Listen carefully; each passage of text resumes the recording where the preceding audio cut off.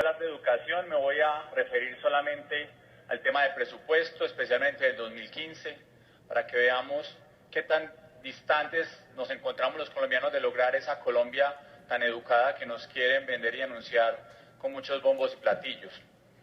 Hoy Colombia tiene una participación en el PIB, que ahorita revisaremos las cifras. Se estima que globalmente entre el gobierno central y los gobiernos departamentales y municipales están alrededor del 4.4%, con el anuncio que se iba a aumentar 1%, pero muy por debajo también de países latinoamericanos como Brasil, Argentina, México, que superan el 5% en su inversión del PIB en educación.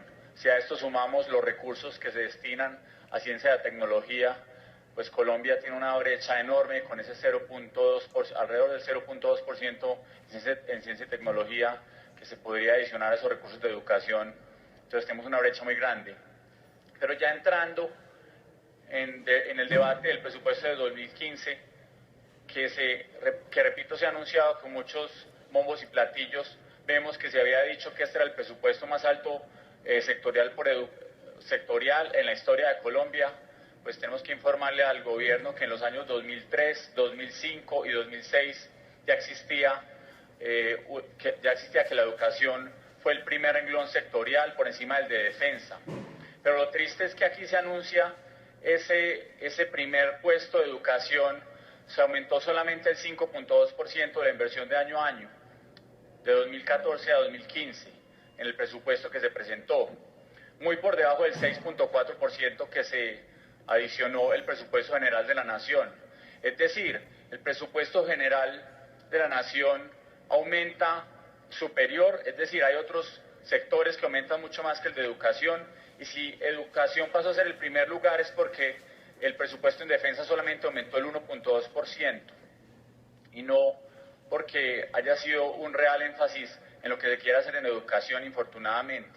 Pero algo adicional, y es que mientras el PIB, el porcentaje del PIB que invierte el gobierno central para el año 2015 será el 3.51%, en 2014, donde era el segundo sector, fue el 3.58%, es decir, disminuyó la inversión sobre el PIB.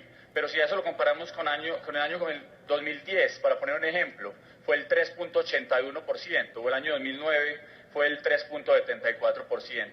Es decir, la inversión del gobierno central en educación está disminuyendo en términos porcentuales del PIB, en vez de aumentar, como lo había dicho Juan Manuel Santos durante su campaña.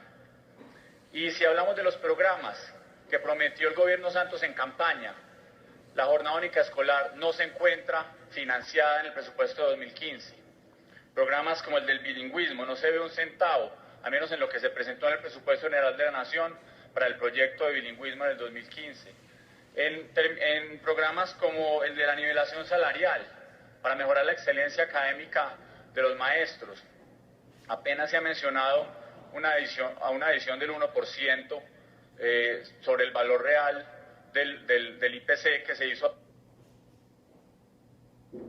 Termine, senador. Solamente se ve 30%, solo se ve su 1%.